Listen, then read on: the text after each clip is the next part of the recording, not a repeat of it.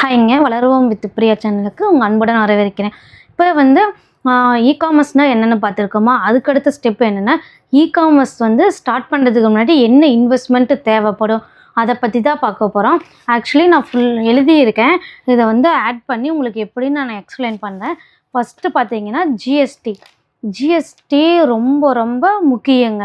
GST இல்லாமல் நீங்கள் இ-காமர்ஸில் பண்ண முடியாது. ஃபஸ்ட்டு இன்வெஸ்ட்மெண்ட்டு நீங்கள் ஜிஎஸ்டிக்கு தான் பண்ணுவீங்க. ஜிஎஸ்டி இல்லாமல் அமேசான், ஃப்ளிப்கார்ட்லலாம் நீங்கள் என்ன சேல் பண்ணலாம்னா புக்கு பண்ணலாங்க. புக்குனா ரைட் பண்ணியிருக்கிற புக்கு மட்டும் ஜிஎஸ்டி இல்லாமல் பண்ணலாம். ஜிஎஸ்டி வந்து முக்கியமாக ரெகுலராக இருக்கணுங்க.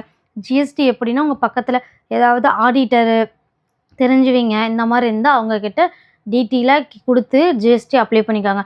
ஜிஎஸ்டி அப்ளை பண்ண ரெண்ட் ஹவுஸில் இருக்கீங்கன்னா அதோட ரெண்டல் பத்திரம் கேட்பாங்க. நிறைய documents, PAN card, Aadhaar card எல்லா டீட்டெயில்ஸுமே கொடுக்குற மாதிரி தாங்க இருக்கும். ஜிஎஸ்டிக்கு கொடுத்து ஜிஎஸ்டி வாங்கிக்கலாம். ஆனால் ஜிஎஸ்டி இல்லாமல் ஃபஸ்ட்டு நீங்கள் ஸ்டார்ட் பண்ணவே முடியாது. மேனிட்டரி அவ்வளோதான். அதுதாங்க ஃபஸ்ட்டு இன்வெஸ்ட்மெண்ட்டு ஜிஎஸ்டிக்கு தாங்க பண்ணுவீங்க. இப்போ ஜிஎஸ்டி பற்றி கிளியராக இருப்பீங்க. நெக்ஸ்ட்டு பார்த்தீங்கன்னா ட்ரேட்மார்க் வந்து எதுக்கு யூஸ் பண்ணுவீங்கன்னா அமேசான், மீஷோக்கெல்லாம் தேவைப்படாதுங்க.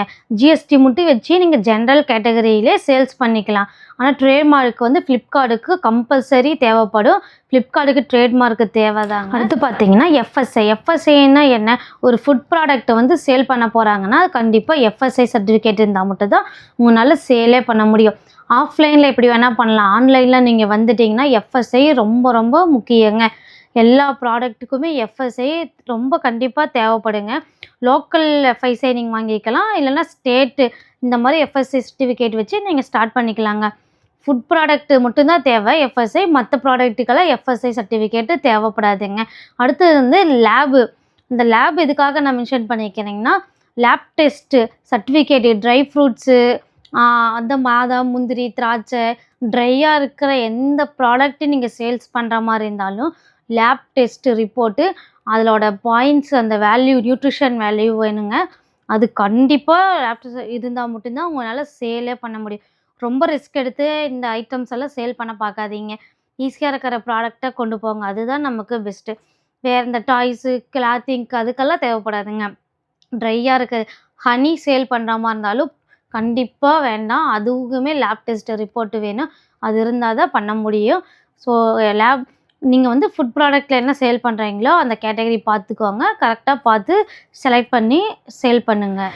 கம்ப்யூட்டர், லேப்டாப் எதுக்காக எழுதியிருக்காங்கன்னா ஃபோனை வச்சு மட்டுமே எல்லாமே பண்ண முடியுமான்னு கேட்டால் பண்ண முடியாதுங்க. கண்டிப்பாக லேப்டாப் இல்லைன்னா கம்ப்யூட்டர் ஏதாவது ஒன்று தேவைப்படுங்க. ஏன்னா உங்களோட டேஷ்போர்டை வந்து நீங்கள் லாகின் பண்ணி பார்க்குறதுக்கு எல்லாமே அது ஆட்ஸ் ரன் பண்ண நிறைய விஷயத்துக்கு வந்து சிஸ்டம் இல்லைனா லேப்டாப் கண்டிப்பாக வேணுங்க. அம்மா லேப்டாப்பு இப்போ ஸ்டாலின் ஐயா கொடுத்த லேப்டாப்பெல்லாம் இருக்குது இல்லைங்க, அந்த மாதிரி லேப்டாப்ஸ் வச்சு நீங்கள் தாராளமாக ஸ்டார்ட் பண்ணிக்கலாங்க. ஸோ இது கண்டிப்பாக நீடு தாங்க. பிரிண்டட் ஆரம்பத்தில் தேவைப்படாது. போக போக உங்களுக்கு ஆர்டர் வர எப்படி இருக்குன்னு பார்த்துட்டு நீங்கள் பிரிண்டட் வந்து யூஸ் பண்ணிக்கலாம். பக்கத்தில் கடைக்கு போய் பிரிண்ட் எடுத்துக்கலாங்க. உங்களுக்கு ஓகே நிறைய ஆர்டர் வருது அப்படிங்கிற பட்சத்தில் நீங்கள் பிரிண்டட் வந்து தேவைப்பட்டால் வாங்கி வச்சுக்கலாங்க. பேக்கிங் மெட்டீரியல் ஒரு ப்ராடக்ட்டுன்னா என்ன பேக்கிங் பண்ணி தாகணும். ஸோ அதுக்கு பேக்கிங் மெட்டீரியல் கண்டிப்பாக தேவை தான் போடும். கம்மி விலையில் பட்ஜெட் ஃப்ரெண்ட்லியாக நீங்கள் பார்த்து பர்ச்சேஸ் பண்ணிக்கோங்க. நீங்கள் ஆர்டர் போட்டு வாங்குகிற பொருள் அந்த பாக்ஸ் கூட வந்தால் கூட அது எல்லாமே எடுத்து வச்சுக்கோங்க. எல்லாமே யூஸ் தாங்க, எது தூக்கி போட தேவையில்லை. பேக்கிங் மெட்டீரியல் நீடுங்க. லேபிளிங்னா பாக்ஸ் லேப் பண்ணுறது தான். நீங்கள் ஒரு பாக்ஸாக கொடுக்குற மாதிரி இருந்தால் அது இப்போதைக்கு தேவையில்லை. ஸோ பண்ணுற மாதிரி இருந்தால் அது தேவைப்படுங்க. இதெல்லாம் வந்து ஜென்ரல் இன்வெஸ்ட்மெண்ட், ப்ரைமரி இன்வெஸ்ட்மெண்ட்டில் இதெல்லாம் வேணும். இதெல்லாம் உங்கள் கிட்டே இருக்கான்னு பார்த்துக்கோங்க. இதில் எது உங்கள் கிட்டே இருக்கோ அதுதான் நீங்கள் இன்வெஸ்ட் பண்ண போகிறது ஃபஸ்ட்டு இ-காமர்ஸ்க்கோசரம். ஸோ இதெல்லாம் என்னென்ன நீடு, என்ன தேவை எல்லாத்தையுமே பார்த்துக்கோங்க. அடுத்து பார்த்தீங்கன்னா செகண்டரி இன்வெஸ்ட்மெண்ட்டில் என்ன? Product sourcing. ப்ராடக்ட்டு வந்து நீங்கள் எங்கே தேடுவீங்க, எங்கே பை பண்ணலாம், எங்கெல்லாம் கிடைக்குமோ எல்லா பக்கம் நீங்கள் அலாசி ஆராயணுங்க. ப்ராடக்ட் சோர்ஸ்னால் எங்கே லோக்கலில் ஹோல்சேலில் நமக்கு பட்ஜெட் ஃப்ரெண்ட்லியாக கிடைக்குமோ அங்கே நீங்கள் ப்ராடக்ட்டு சோர்ஸ் பண்ணி ஒரு ப்ராடக்டை ரெடி பண்ணி வச்சுக்கிறீங்க. கம்மி குவான்டிட்டியில் பண்ணுங்கள். ஓகே, போக போக பிக்கப் ஆச்சுன்னா நிறைய ப்ராடக்ட்டு நீங்கள் கொண்டு வரலாங்க.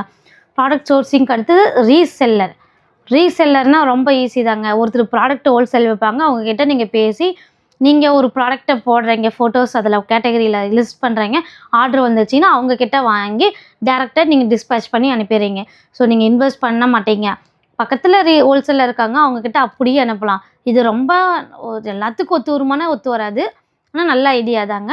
உங்களுக்கு தெரிஞ்சவங்க யாராவது ஹோல்சேலில் பண்ணுறாங்க, அவங்கக்கிட்ட ப்ராடக்ட் கேளுங்க, ஃபோட்டோ எடுத்துக்கோங்க. ஃபோட்டோ எடுத்து நீங்கள் கேட்டகரியில் லிஸ்ட் பண்ணிவிட்டு ஆர்டர் வந்தால் டேரெக்டாக அப்படியே கை மாற்றி கூட விட்டுக்கலாங்க. ஸோ உங்களுக்கு வந்து ரொம்ப பேர்ன் இருக்காது, எவ்வளோ அமௌண்ட் இன்வெஸ்ட் பண்ணணும்னு கஷ்டமும் இருக்காதுங்க. மேனுஃபேக்சரிங் தான் ஹோல்சேலில் ஒருத்தர் டேரெக்டாக மேனுஃபேக்சரிங் பண்ணுறவங்களும் இதில் நீங்கள் சேல்ஸ் பண்ணலாம். ஸோ கரெக்டான ஃபோட்டோஸு இதெல்லாமே வச்சுக்கணும். ஏன்னா மேனுஃபேக்சரிங் பண்ணுறவங்கிட்ட நிறைய பல்க் குவான்டிட்டி எல்லாம் இருக்கும். அவங்களும் ஓகே, அது ட்ரை பண்ணலாங்க. Business peoples